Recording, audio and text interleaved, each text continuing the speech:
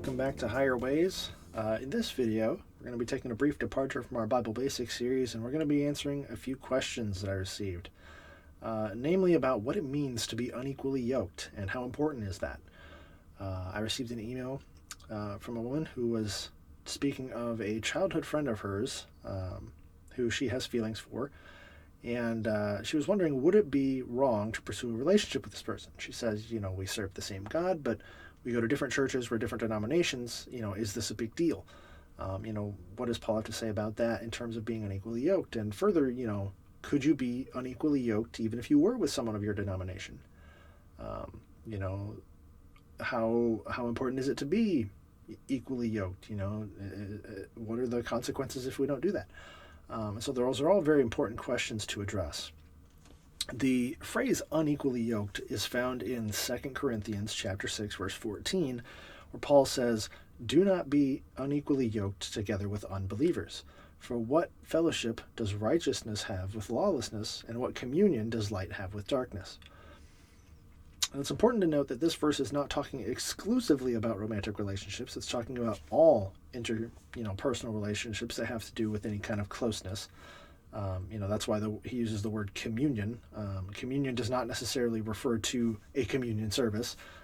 It can, but the word itself, the reason that we call it a communion service, the word itself is, the root word is commune, which means to come together and to, essentially fellowship with each other. And so when he says, what communion does light have with darkness, he's saying, you should not have anybody in your inner circle. If you are, quote unquote, light, if you are, a believer in God, you should not have people in your inner circle, or you should try not to have too many people in your inner circle who are, quote unquote, darkness or unbelievers. And the reason for that is very simple. We are supposed to reach out, right? Paul says in other places, I'm not telling you not to evangelize. I'm not telling you not to speak to, those who are, quote unquote, worldly. But he's asking us to make a distinction in terms of our close friends and surround ourselves with people who are fellow believers. And this is just simple psychology, right? Whoever you surround yourself with, you are going to become more like. Believe it or not, you essentially don't have a say in the matter. It's guaranteed to happen. It is part of human psychology. It just will happen.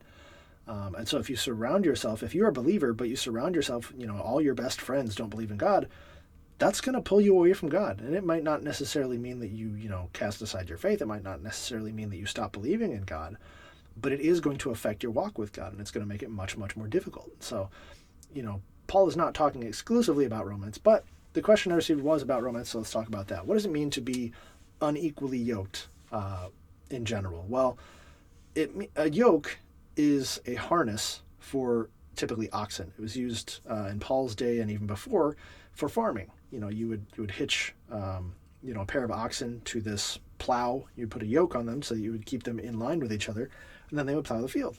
And the reason he uses that phrase, he's intentionally drawing that visual image of being, hitched up next together with somebody in order to do something, in order to accomplish a task.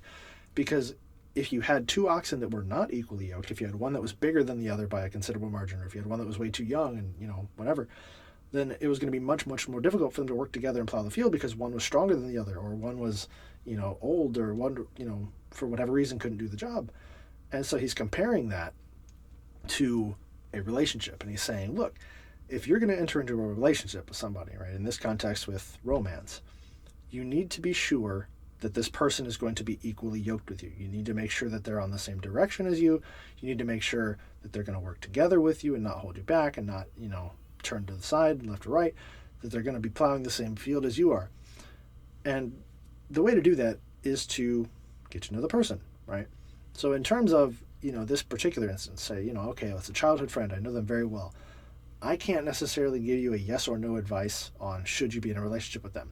What you should ask yourself is, do I know what they believe? And am I okay with their beliefs differing from my beliefs, right? On what points do you disagree? Do you disagree on very fundamental things about Christianity, or do you disagree on, something like, what the communion bread should be made out of, right? If it's something superficial like that, then sure, who cares? But if one of you, say, believes in the Ten Commandments and the other one doesn't, that's a problem, right? What, Paul says, what fellowship does righteousness have with lawlessness, right? Righteousness is, hey, we need to, obey God.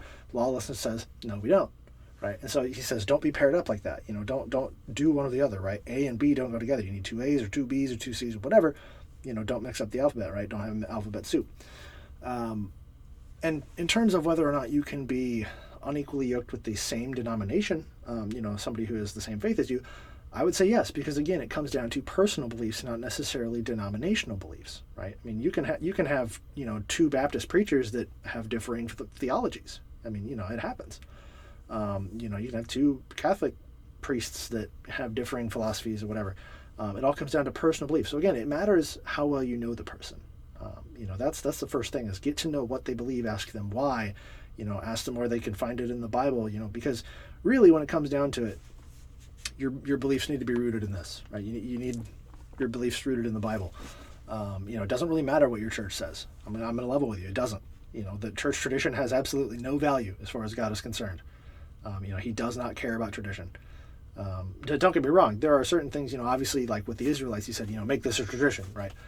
I'm not saying that he hates tradition, but in terms of doctrine, right, the only source of doctrine in terms of, what is true and what is not true is right here in this book, right? It's not, oh, well, my pastor said blah, blah, blah. It's, is it in here, right? I don't care if your pastor said it. If it's not supported by this, your pastor's wrong.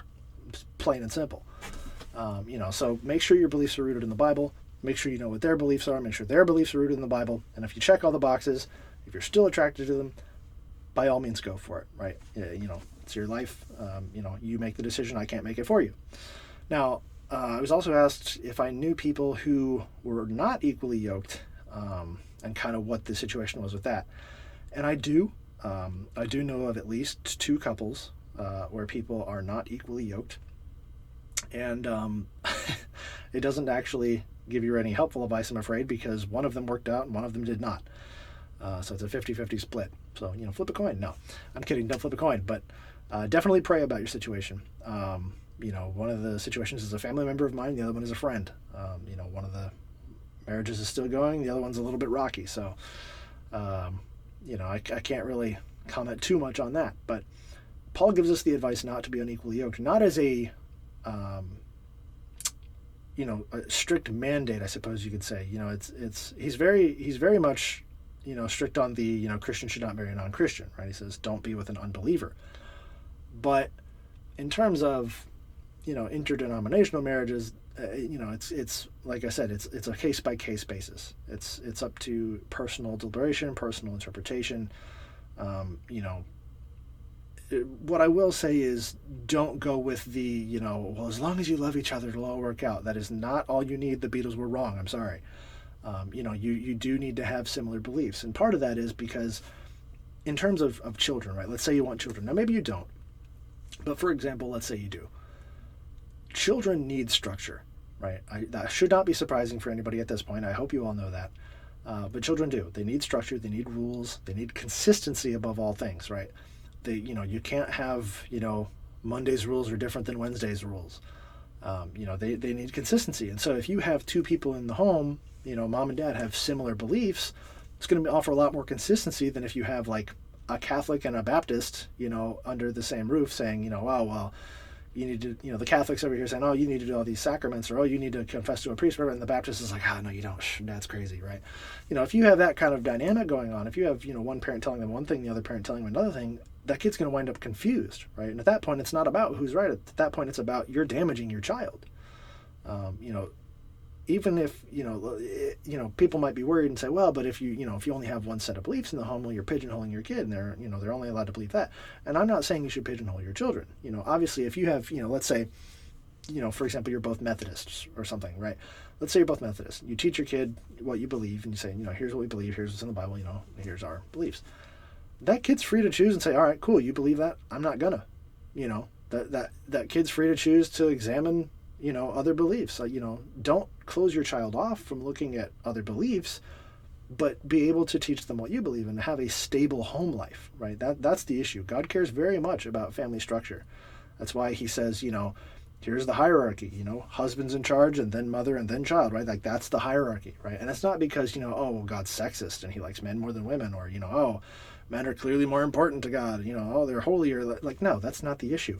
The issue is he wants structure. And so he's created a family dynamic that, he wants it set up a certain way. And that kind of leads into the same idea of, being unequally yoked. He wants there to be a stable home life.